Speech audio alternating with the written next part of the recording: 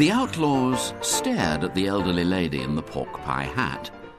"I'm running away from a children's party," she repeated. "Oh," said William blankly. "Yes, I'll tell you all about it. It's rather a long story. I don't know whether you know a ghastly child who lives in the neighbourhood called Violet Elizabeth Bott."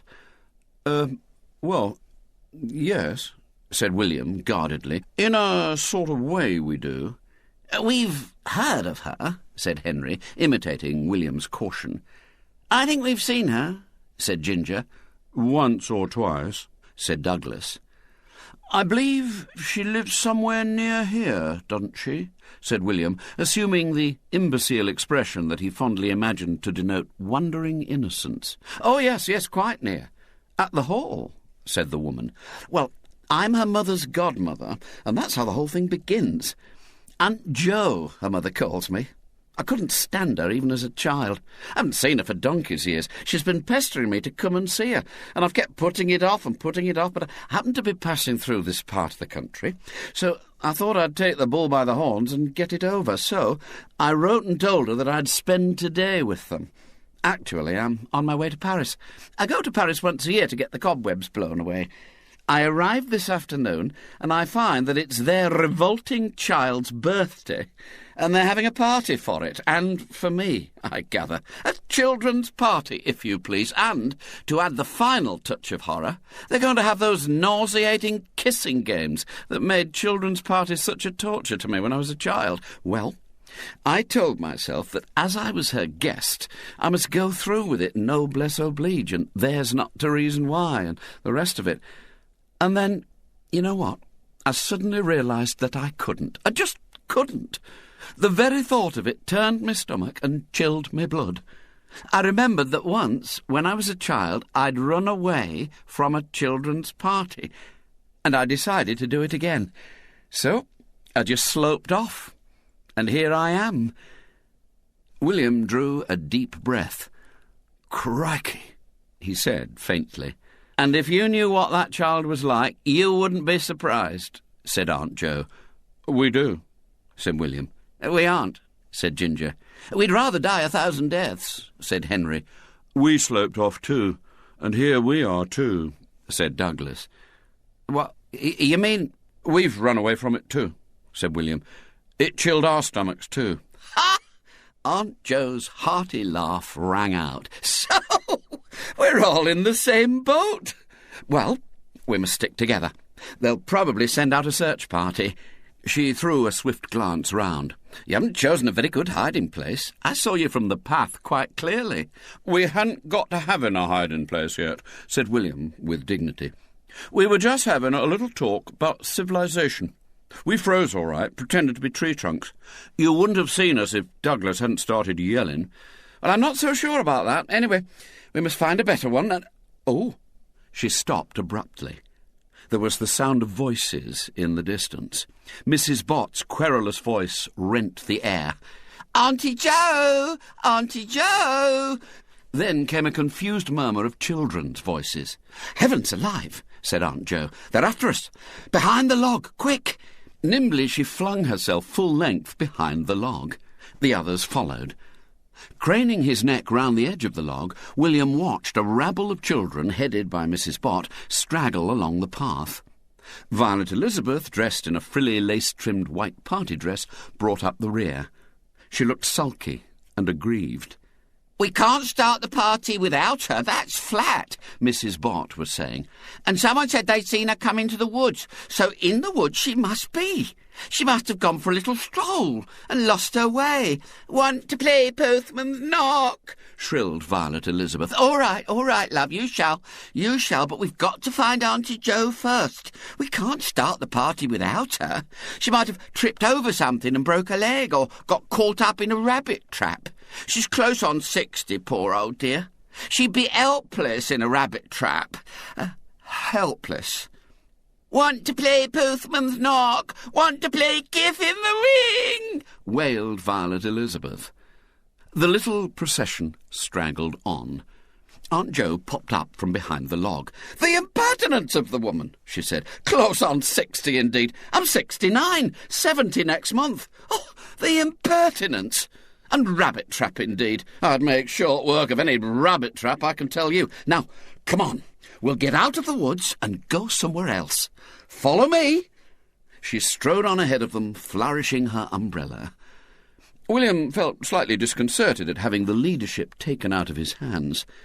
But there was something exhilarating about Aunt Jo, and indeed about the whole situation.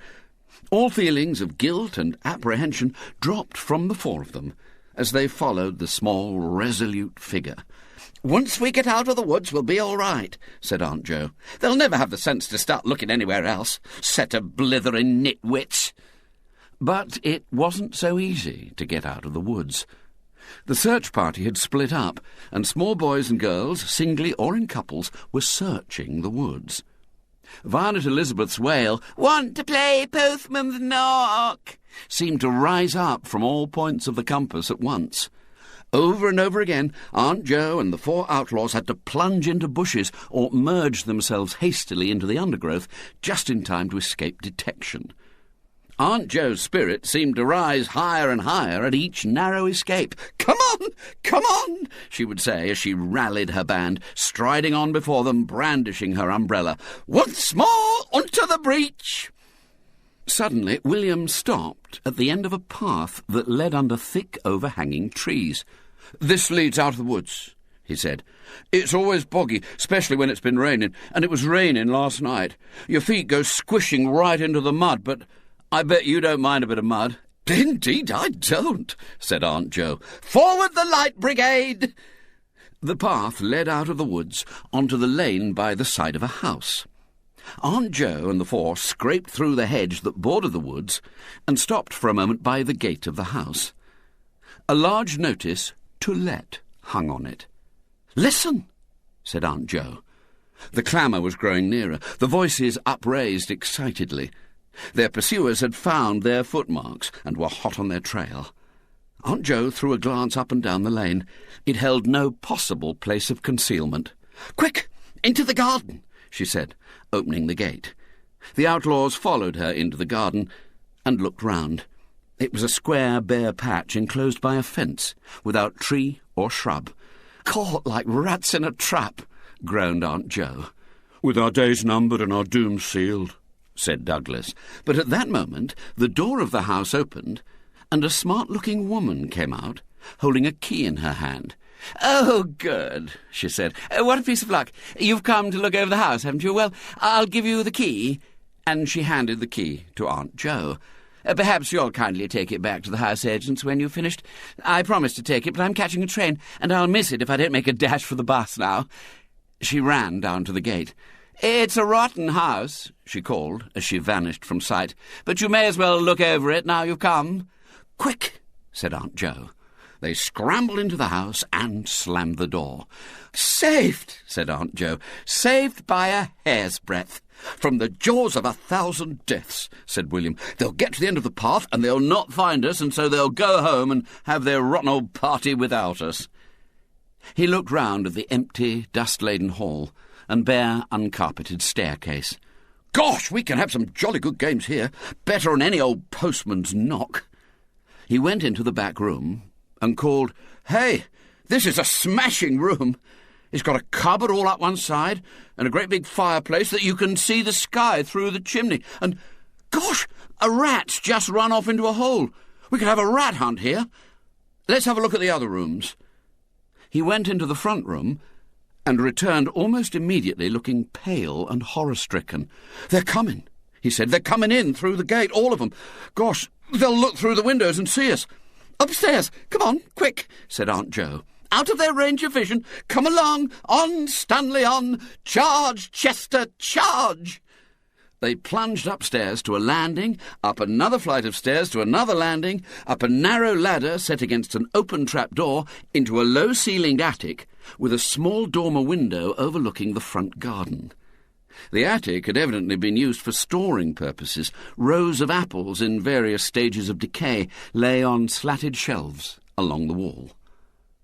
William peered through the window. "Gosh, they're all there," he whispered. "Old Mr. Bott's with them now. They're talking away like mad. Let's open the window and listen." Cautiously he opened the window, and standing well away from it, they watched the scene below.